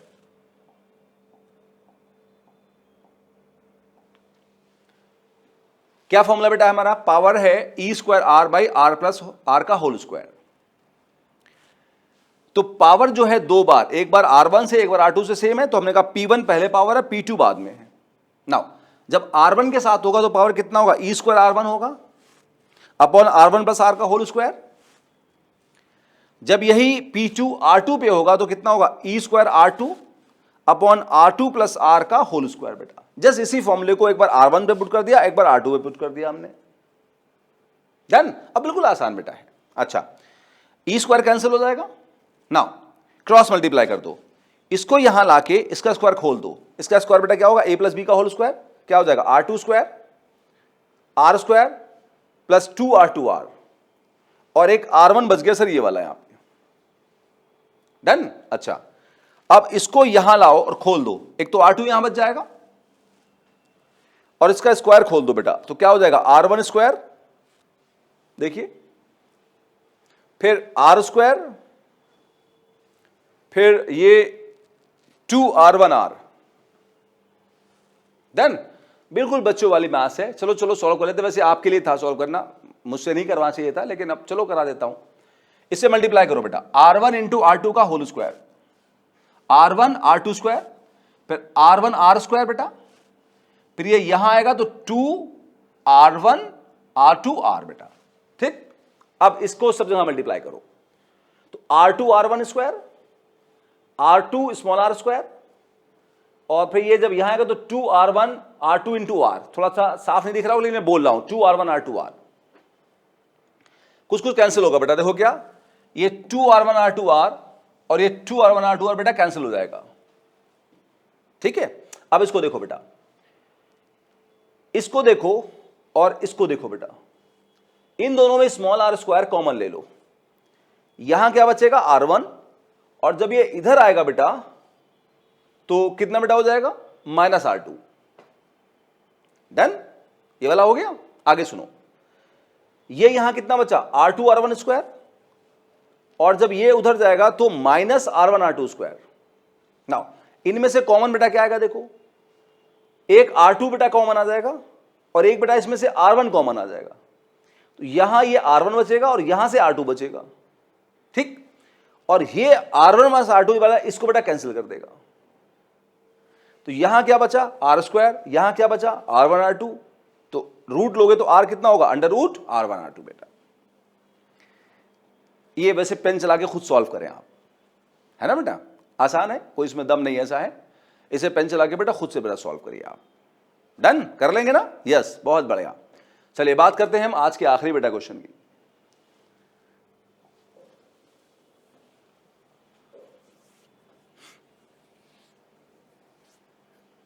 हमारे पास बेटा देखो दो सेल इस तरह से लगे हैं सीरीज में, सीरीज समझते बेटा, एक के बाद एक लगे बेटा। वैसे अगले क्लास में बेटा हम सीरीज पैरेलल की बातें करेंगे, लेकिन ये क्वेश्चन सीरीज पैरेलल के फॉर्मूलों पे नहीं है बेटा, ये डायरेक्ट जो आज हमने कॉन्सेप्ट पढ़ा उस पर, इसलिए मैं इसको यहां करा रहा हूं। तो ये दो बेटा सेल बेटा है हमारे पास, एक के बाद एक लगे हुए बेटा हैं। पहले का EMF 20 वोल्ट, इंटरनल रेजिस्टेंस 5 ओम, दूसरे का 20 वोल्ट और इंटरनल रेजिस्टेंस बेटा 3 ओम। इनको कनेक्ट किया गया रेजिस्टेंस R पे, कैपिटल R पे, जिसकी वैल्यू पता नहीं है। क्वेश्चन ये है कि अगर जो पहला सेल है ये, अगर इसका टर्मिनल पोटेंशियल डिफरेंस VAB 0 है, अगर इसका टर्मिनल पोटेंशियल डिफरेंस बेटा 0 है, अगर टर्मिनल पोटेंशियल डिफरेंस 0 है तो बताओ कैपिटल R की वैल्यू क्या होगी। क्वेश्चन समझ आया बेटा, पढ़ते हैं एक बार। Two cells are connected across a resistance capital R as shown. Find capital R if terminal potential difference of first cell is 0. अगर पहले वाले सेल का टर्मिनल पोटेंशियल डिफरेंस 0 है तो बताओ कैपिटल आर की वैल्यू क्या होगी बेटा। शुरू करें बेटा, आइए देखिए। मान लेते बेटा है कि हमारे पास में इस सर्किट में करंट आई फ्लो कर रहा है बेटा। तो करंट कहां से निकलता है? बैटरी के पॉजिटिव से निकलता। तो ऐसे बेटा मान लेंगे हम लोग यहां पे करंट ऐसे बेटा आई फ्लो कर रहा है। करंट आई मानते मानते बेटा हमारे पास में दो अननोन हो गए बेटा। एक कौन हुआ बेटा? आई, और एक बेटा कौन हुआ? आर। 10th क्लास की मैथ्स पढ़ के हमें याद है कि अगर दो अननोन है तो हमें दो इक्वेशन चाहिए बेटा, मतलब दो कॉन्सेप्ट चाहिए। तो दो कॉन्सेप्ट बेटा देखो कौन से लगाएंगे। ये जो बेटा सेल हमारे पास है इसके पॉजिटिव से बेटा करंट हमें निकलता हुआ माना है। तो जब सेल के पॉजिटिव से करंट निकलता हुआ मानते तो वो किस में होता है? डिस्चार्जिंग मोड में होता है। और डिस्चार्जिंग मोड में टर्मिनल पोटेंशियल डिफरेंस होता है E माइनस आई आर। बेटा इसको पीछे अच्छे से हम यूज कर चुके बेटा कि डिस्चार्जिंग मोड में टर्मिनल पोटेंशियल डिफरेंस होता है E माइनस आई आर। जो पहला सेल बेटा हमारा है उसका टर्मिनल पोटेंशियल डिफरेंस बेटा कितना हमारा बताओ बेटा? 0 है, क्वेश्चन में दे रखा है। उसका ईएमएफ बेटा कितना वोल्ट है? 20 वोल्ट है। करंट पता नहीं कितना है। और उसका इंटरनल रेजिस्टेंस बेटा कितना हमारे पास बेटा बोलो है? 5 है। नाउ 5i को इधर ले आओ, 20 बचा, 5 से कैंसिल करो तो i बेटा कितना हो गया? 4 एम्पियर। तो हमें मिल गया कि i बेटा कितना होगा? 4 एम्पियर होगा। डन, i मिल गया। अभी r बचा हुआ बेटा। अब क्योंकि एक क्लोज लूप बन रहा है बेटा है तो क्लोज लूप में हम केवीएल लगा सकते हैं बेटा है। क्या कर सकते हैं बेटा? हम लोग केवीएल लगा सकते हैं बेटा है। केवीएल बेटा मैंने अगले पेज पे लगाया है, लेकिन मैं इसको एक लाइन यहां लिख देता हूं इससे आगे पेज हम सॉल्व कर सकें उसको। यहां तो जगह नहीं थी। चले हम बेटा इस लूप में केवीएल लगा देते हैं। तो हम चले बेटा ऐसे तो करंट के साथ साथ हैं। तो करंट के साथ साथ क्या बेटा लेते हैं बोलो? Minus I are. आई बेटा कितना है? 4 इंटू आर। करंट के साथ साथ है। फिर यहां चले बेटा, यहां भी करंट के साथ है बेटा। देखो करंट तो ऐसे फ्लो करता हुआ जाएगा तो साथ साथ है minus I into R. 4 into 3 है बेटा। फिर यहां चलो, यहां बैटरी के लो से हाई जा रहे हैं बेटा। तो लो से हाई क्या होगा? प्लस होता है बेटा है। तो प्लस कितना बेटा बोलो? 20। अब देखो, अब बेटा हम यहां पहुंच चुके हैं। अब एक बात देखो, अगर आप डायरेक्ट इस पॉइंट से इस पॉइंट आ जाओ तो आप सीधे 0 लिख सकते हैं बेटा, वरना आपको फिर इस पे लिखना पड़ेगा, फिर आपको बेटा इस पे लिखना पड़ेगा। वो भी कर सकते हैं आप चाहें तो। अगर आप चाहें तो देखो बेटा ऐसे सोच सकते हैं कि जब हम चलें तो करंट के साथ साथ है। तो यहां जो होगा हमारे पास, चलो मैं अगर लिख दूं तो इसमें क्या होगा? -4 इंटू 5 आई आर। और इसमें लो से हाई जा रहे तो बेटा क्या लिखोगे? +20। अब यहां पहुंच गए तो इक्वल टू बेटा कितना हो गया हमारा? 0 हो गया। अब ध्यान लगाइएगा बेटा, हम इसको सीधे भी 0 लिख सकते थे क्योंकि 0 दे रखा था बेटा। क्यों? क्योंकि ये दोनों जो बेटा आपस में कैंसिल करेंगे। यहां जब माइनस हुआ उतना ही बेटा यहां प्लस हुआ। तो इंटरनल रेजिस्टेंस में जो पोटेंशियल डिफरेंस है वो अगर ईएमएफ के बराबर हो जाता है तो टर्मिनल पोटेंशियल डिफरेंस 0 हो जाता है बेटा। ये बात भी कही जा सकती है यहां से। ना ये जो बेटा इक्वेशन है इसको मैंने अगले पेज पे लिखा हुआ है। यहां -4R -4 इंटू 3 +20 इक्वल टू 0 सीधे मतलब लिख दिया। वो -20 +20 नहीं किया हमने। इसको सॉल्व कर लेंगे बेटा खुद अपने आप से, आप कर लेते चलो। 4R बेटा राइट साइड ले गए और 20 और ये 8 12 हो जाएगा। तो 20 - 12 8 हो जाएगा। तो R बेटा कितना हो जाएगा? 2 ओम बेटा हो जाएगा। तो यहां पर ये मैं इसको रब कर दूं और ये बेटा हमारा जो R बेटा है वो 2 ओम के बराबर आ गया। इसी के साथ बेटा ये टॉपिक फिनिश हो गया। नेक्स्ट क्लास में बेटा बात करेंगे हम कॉम्बिनेशन ऑफ सेल्स की। मिलते हैं बेटा नेक्स्ट क्लास में। Good luck.